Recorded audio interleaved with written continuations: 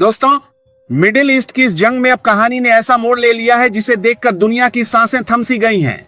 अब तक तस्वीर यह थी कि अमेरिका ईरान के सामने एक के बाद एक शर्तें रख रहा था और दबाव बनाने की कोशिश कर रहा था, लेकिन युद्ध के 12वें दिन के अचानक खेल पलट गया। इस बार ईरान ने अपनी शर्तें दुनिया के सामने रख दी और ऐसा संदेश दिया कि अब यह टकराव सिर्फ वॉशिंगटन के आदेशों से नहीं चलेगा।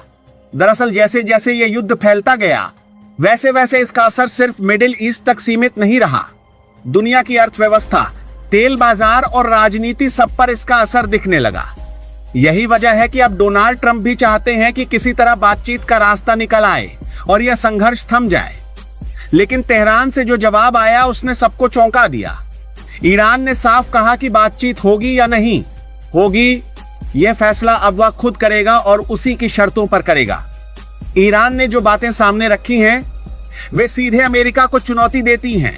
उसका कहना है कि अरब देशों में फैले अमेरिकी सैन्य ठिकानों को समेटना होगा, यानी जिस सैन्य ताकत के दम पर अमेरिका पूरे इलाके में अपनी मौजूदगी दिखाता रहा है, उसे हटाना पड़ेगा। इसके साथ ही ईरान ने एक और ऐसी मांग रख दी जिसने वॉशिंगटन को असहज कर दिया है। उसका कहना है कि इस युद्ध में उसके देश में जो तबाही हुई है, उसकी भरपाई अमेरिका को करनी होगी। तब जाकर ईरान सोचेगा कि इस लड़ाई को खत्म किया जाए या नहीं। सबसे बड़ी बात यह कही गई कि युद्ध कब और किन शर्तों पर रुकेगा, इसका फैसला भी वही करेगा जिसने इस लड़ाई को झेला है। यानी ईरान खुद तय करेगा कि आखिरी अध्याय कब लिखा जाएगा। अब हालात ऐसे हो गए हैं कि दोनों तरफ से शर्तों का सिलसिला चल पड़ा है। कुछ समय पहले तक अमेरिका की तरफ से ईरान पर दबाव बनाया जा रहा था कि वह अपना परमाणु कार्यक्रम बंद करे, लंबी दूरी की मिसाइलें खत्म करे और यहां तक कि ईरान की सत्ता बदलने की बातें भी हो रही थीं। लेकिन अब तस्वीर उलटी होती दिखाई दे रही। इस बदलाव की सबसे बड़ी वजह वह रणनीति बताई जा रही है जो ईरान ने हॉर्मुज जलमरुमध्य के आसपास अपनाई है। दुनिया के तेल का बड़ा हिस्सा इसी रास्ते से गुजरता है और अब यही इलाका अचानक दुनिया का सबसे खतरनाक समुद्री रास्ता बनता जा रहा है। इसी बीच एक और खबर ने तनाव को और बढ़ा दिया। बताया गया कि कतर में जोरदार हमला हुआ है। कतर अब तक अमेरिका और ईरान के बीच एक तरह से पुल बनने की कोशिश कर रहा था, लेकिन लगातार हो रहे हमलों ने वहां भी बेचैनी बढ़ा दी है। अब कतर ने भी सख्त लहजे में कहा है कि अगर ईरान ने हमले नहीं रोके तो वह मध्यस्थ की भूमिका छोड़ सकता है और खुद भी जवाबी कार्रवाई कर सकता है। यानी जो देश अब तक शांति की बात कर रहा था, वही अब युद्ध की भाषा बोलने लगा है। खाड़ी के कई देशों में इस समय घबराहट साफ दिखाई दे रही है। इन देशों की अर्थव्यवस्था काफी हद तक पर्यटन और विदेशी निवेश पर टिकी हुई है। जिस विकास और चमक दमक पर इन देशों ने अपनी पहचान बनाई थी, वह युद्ध के साए में कांपती हुई नजर आ रही है। सबसे ज्यादा चिंता हॉर्मुज जलमरुमध्य को लेकर है। खबरें आ रही हैं कि वहां बारूदी सुरंगें बिछा दी गई हैं और जहाजों की आवाजाही लगभग रुक गई है। समुद्र का वह रास्ता जो कभी दुनिया की ऊर्जा का सबसे बड़ा मार्ग माना जाता था, अब किसी खतरनाक जाल की तरह बन गया है। पहले अमेरिका ने दावा किया कि उसने ईरान के कई जहाजों को नष्ट कर दिया है। वहीं ईरान की तरफ से चेतावनी दी गई कि अगर इस रास्ते से कोई भी जहाज निकलने की कोशिश करेगा तो उसे भी बख्शा नहीं जाएगा।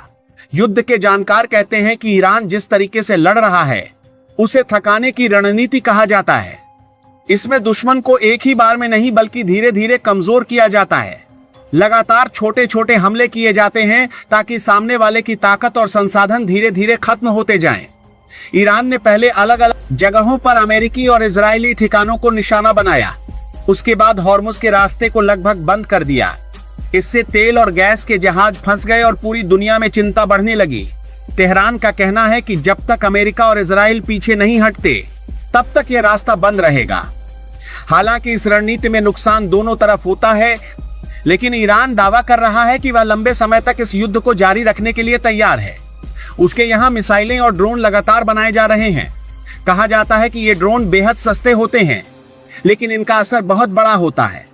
एक छोटा सा ड्रोन कभी कभी उन महंगे रक्षा तंत्रों को भी नुकसान पहुंचा देता है जिन पर करोड़ों डॉलर खर्च किए जाते हैं। एयरबेस और सैन्य सिस्टम को लगातार निशाना बनाया जा रहा है। इसी वजह से कई रिपोर्टों में कहा जा रहा है कि इस लड़ाई का आर्थिक बोझ अमेरिका और इजराइल पर ज्यादा पड़ रहा है। इधर ईरान का रुख और भी सख्त हो गया है। उसका कहना है कि वह बार बार अमेरिका के सामने झुककर बातचीत की गुहार नहीं लगाएगा। वह अब इंतजार नहीं करेगा कि कब उस पर हमला हो और कब उसे जवाब देना पड़े। इसीलिए उसने साफ कर दिया है कि वह युद्ध के लिए पूरी तरह तैयार है और अपनी शर्तें भी दुनिया के सामने रख चुका है। लेकिन दूसरी तरफ यह भी साफ है कि ट्रंप जैसे नेता के लिए इन शर्तों को स्वीकार करना आसान नहीं होगा। उनकी राजनीति और उनकी छवि ऐसी नहीं मानी जाती कि वे इतनी बड़ी शर्तों के आगे झुक जाएं। यही वजह है कि अब यह सवाल और भी बड़ा हो गया है कि आगे क्या होगा। क्या कोई एक पक्ष पीछे हटेगा या यह जंग और फैलती चली जाएगी? कई विशेषज्ञों को डर है कि अगर टकराव लंबा खींच गया तो इसका असर पूरी दुनिया पर पड़ेगा। तेल की कीमतें बढ़ेंगी, व्यापार प्रभावित होगा और वैश्विक मंदी की आहट भी सुनाई दे सकती है। इस बीच एक और दिलचस्प पहलू सामने आ रहा है। कहा जा रहा है कि रूस भी ईरान को अलग अलग तरह की मदद दे रहा है।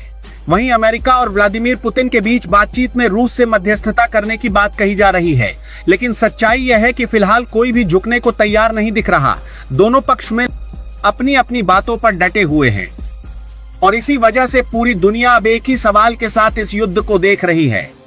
अगला हमला कहां होगा, अगली मिसाइल किस तरफ से आएगी और इस संघर्ष का अगला अध्याय कितना खतरनाक होगा, यह कोई नहीं जानता।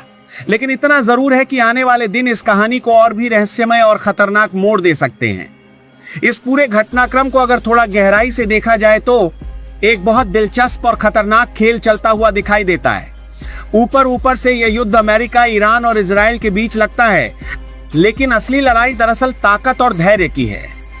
और यही वजह है कि आने वाले समय में यह संघर्ष अचानक किसी अप्रत्याशित मोड़ पर भी जा सकता है।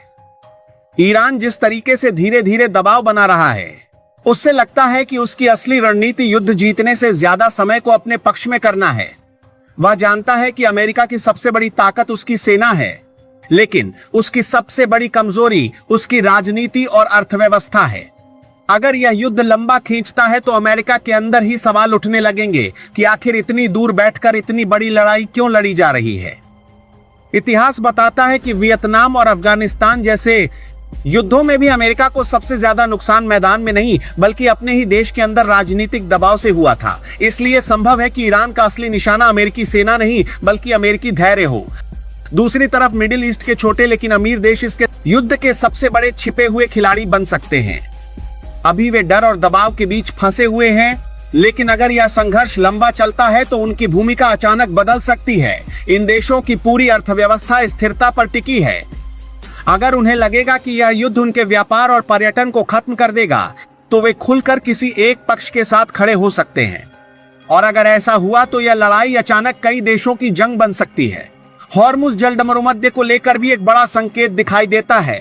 दुनिया का तेल इसी रास्ते से गुजरता है और अगर यह रास्ता लंबे समय तक बंद रहता है तो पूरी दुनिया की अर्थव्यवस्था हिल सकती है। लेकिन दिलचस्प बात यह है कि ऐसी स्थिति में कुछ देशों को फायदा भी हो सकता है। रूस जैसे देश जो खुद बड़े तेल उत्पादक हैं, उन्हें ऊंची कीमतों का सीधा फायदा मिलता है। इसलिए संभव है कि कुछ बड़ी ताकतें इस संकट को जल्दी खत्म करने की बजाय इसे लंबा खींचने दें ताकि वैश्विक ऊर्जा बाजार में उनका दबदबा और बढ़ जाए। एक और संभावना धीरे धीरे सामने आती दिख रही है।